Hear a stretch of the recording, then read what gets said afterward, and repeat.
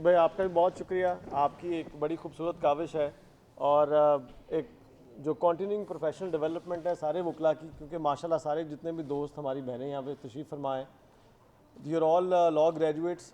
लेकिन चूँकि हम लोग जो एलएलबी के कोर्सेज़ के अंदर इंटेलेक्चुअल प्रॉपर्टी या आईपीओ से रिलेटेड बाकी जो मज़ामीन हैं वो हमें उनको प्रॉपरली फॉर्मली पढ़ाया नहीं जाता।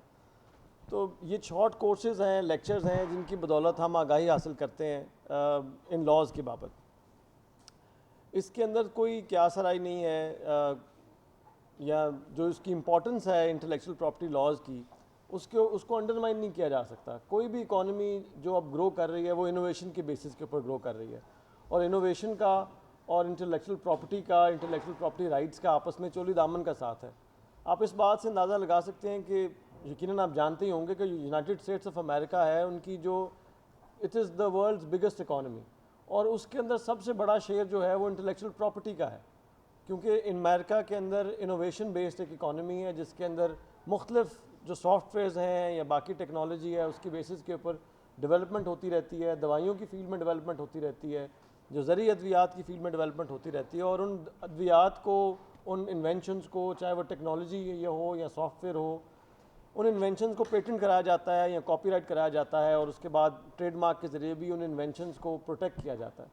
तो अमेरिका की पूरी इकॉनमी बेस्ड ही आईपी पे है। अगर पाकिस्तान के अंदर आईपी लॉज का जो इतलाक़ है वो रिलेटिवली कम रहा है, because we are still a growing economy, और हम लोग तो अभी इन्वेंशंस ड्रिवन हैं ही नहीं। हम तो एक कंज्यूमर इकॉनमी इस किस्म की हैं कि बाहर से चीज़ें आ गई और हमने उनको बना लिया, या जो एग्जिस्टिंग पैटेंट्स हैं उनके राइट्स लेके पाकिस्तान के अंदर जो है उनको इस्तेमाल कर लिया।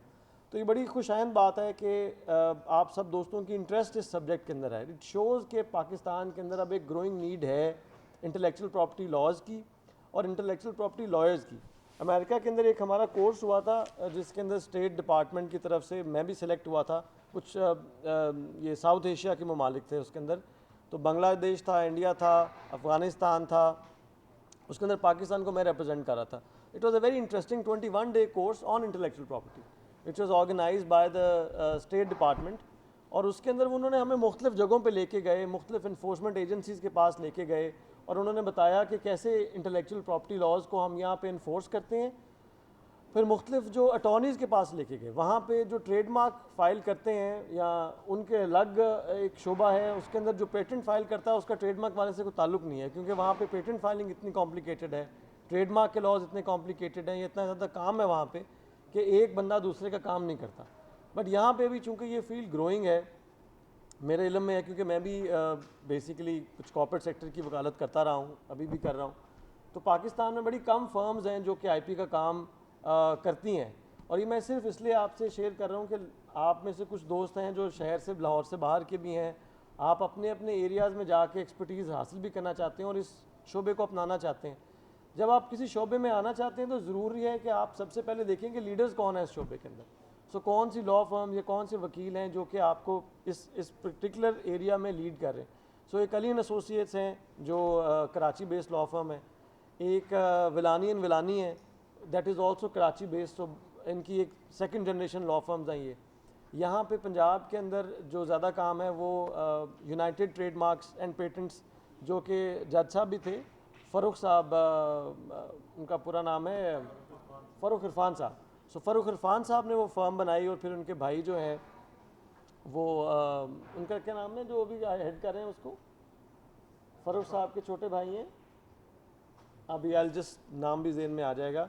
सो ये इरफान नाम की उन्होंने फ़र्म बनाई थी जो कि पंजाब बेस्ड एक आईपी की फ़र्म है। सो ये 3-4 फर्म्स हैं जिनके अंदर ये काम मेजॉरिटी का डिवाइडेड है, और अगर आप ग्रो करें इसके अंदर तो इसके अंदर बड़ी ज़्यादा कैपेसिटी है।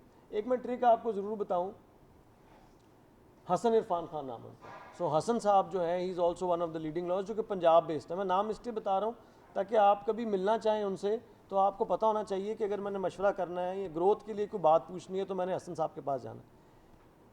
एक इसके अंदर जो कराची बेस्ड लॉ फर्म जो काम करती थी, which you can also follow अगर आप लोग अपना काम बढ़ाना चाहते हैं, वो देखते थे कि कितनी इंटरनेशनल ब्रांड जो पाकिस्तान में मौजूद है उनकी वॉल्यूशन कैसे हो रही है। फॉर एग्जांपल मैं वॉल्स आइसक्रीम जो है ना, एक इंटरनेशनल ब्रांड है, आप देखें चूनिया के अंदर भी किसी ने वॉल्स आइसक्रीम लगाई हुई है। तो आप उसकी तस्वीरें खींच के वॉल्स वालों को भेजें और आप उनको बताएं कि जी मैं आपको रिप्रेजेंट कर सकता हूँ, यहाँ पे चुनिया के अंदर मैं बेस्ड हूँ और इसकी इन्फोर्समेंट भी करा सकता हूँ और आपकी जो इन्फ्रिंजमेंट है स्टे भी लेके दे सकता हूँ। तो इस तरह से लोगों ने अपनी वकालत चलाई है कि जो आते चलते फिरते इन्फ्रिंजमेंट थी उसको देख के वो रिपोर्ट करते थे जो असल उसका ओनर है उस इंटेलेक्चुअल प्रॉपर्टी राइट का, चाहे वो पेटेंट है, चाहे वो ट्रेडमार्क है, चाहे वो कॉपीराइट है। दूसरा तरीकाकार ये कि जितने भी रजिस्टर्स हैं आपके, जैसे ट्रेडमार्क का एक रजिस्टर है जो कि पब्लिश होता है जब भी आप ट्रेडमार्क के लिए अप्लाई करते हैं, तो आप देखते हैं कि वो जो नए नाम आए हैं वो कितने एग्जिस्टिंग नामों को वायलेट कर रहे हैं, इन्फ्रिंज कर रहे हैं।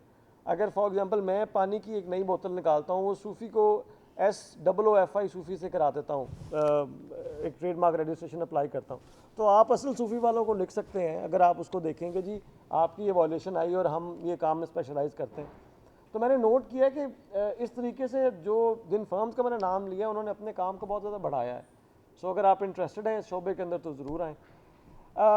इस तरह की चीज़ को अडॉप्ट किया जा सकता है, ऑल्दो हमारे जो बार काउंसिल्स का एक्ट है जो हमें सिखाया भी जाता है कि कोई लॉयर अपने काम को सोलिसिट नहीं कर सकता, लेकिन इस पर्टिकुलर शोबे में मैंने देखा है कि यहाँ पे काम को सोलिसिट करना जो है ना वो एक कंपटीशन इस चीज़ का है।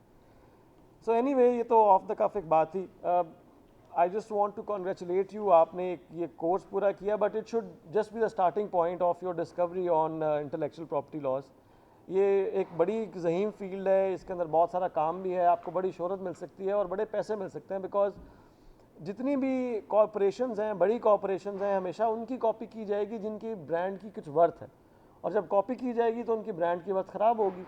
दे are willing to invest in enforcement.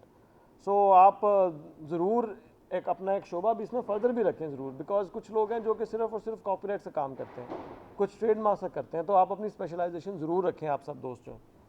बाकी छोटे मोटे मशवरों के लिए मैं भी हाज़िर हूँ, लेकिन जो मैंने 3-4 लॉ फर्म्स का जिक्र किया, they are the leading law firms, आप ज़रूर उनको ऑनलाइन भी फॉलो कर सकते हैं और आप देखेंगे वो किस किस्म की सर्विसेज देते हैं, कितने डिपार्टमेंट हैं और कितने वकील हैं जो उनका काम कर रहे हैं, और आपने अपने को डेवलप करें इस चीज़ को। असल चीज़ ये है कि हम अपनी जो एक ट्रेडिशनल वकालत है, दीवानी, फौजदारी, रेवेन्यू की वकालत से निकल के जो नए डेवलपिंग एरियाज़ हैं जो कि इंटेलेक्चुअल प्रॉपर्टी भी है, हम उसकी तरफ कदम रखें और अपने आप को एक्सप्लोर करें, क्योंकि जितने अब वकील अब प्रोफेशन के अंदर आ चुके हैं, अगर आप एग्जिस्टिंग रिसोर्सेज या एग्जिस्टिंग एक ट्रेडिशनल फैमिली की वकालत या जो एक सिविल कोर्ट्स में या कचहरियों में आपका एक पेटी क्राइम्स की वकालत है, अगर उसकी तरफ हम आप भी जाना शुरू हो जाएंगे, जो हमारे नौजवान हैं, जो नए दोस्त हैं, तो एक वो सैचुरेटेड एरिया है बिल्कुल, तो नए एरियाज़ की तरफ आएँ, एक्सप्लोर करें। पंजाब में मैंने आपको बताया कि सिर्फ एक फ़र्म है law firm, Irfan and Irfan, जो कि ये काम करती है, बाकी तो लॉ फर्म्स हैं ही नहीं जो स्पेशलाइज करती हैं आईपी में। तो आप सब लोग जो है, मैं देख रहा हूँ कि आपकी अपने अपने शहरों के अंदर ये 20-30 लॉ फर्म्स बन सकती हैं, तो आप ज़रूर इस चीज़ को फ़रोग दें, अपनी CVs बनाएं, अपने आप को एज अ स्पेशलिस्ट ज़ाहिर करें, मज़ीद कोर्सेज़ करें। मुझे पता है कि पंजाब यूनिवर्सिटी में भी डिप्लोमा होता है, तो उसकी तरफ भी आप लोग जाएँ और इस पर काम करें इंशाल्लाह।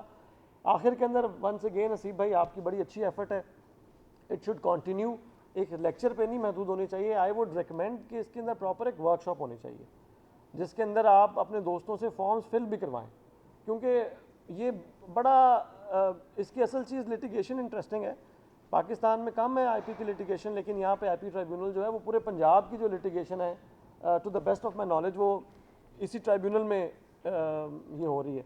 तो आप लोग जो है यहाँ पे आना भी शुरू करें, जो यंग दोस्त हैं जिनका अभी उतना काम नहीं भी, आप ट्राइब्यूनल में जाया करें अगर आप इंटरेस्टेड हैं आईपी में।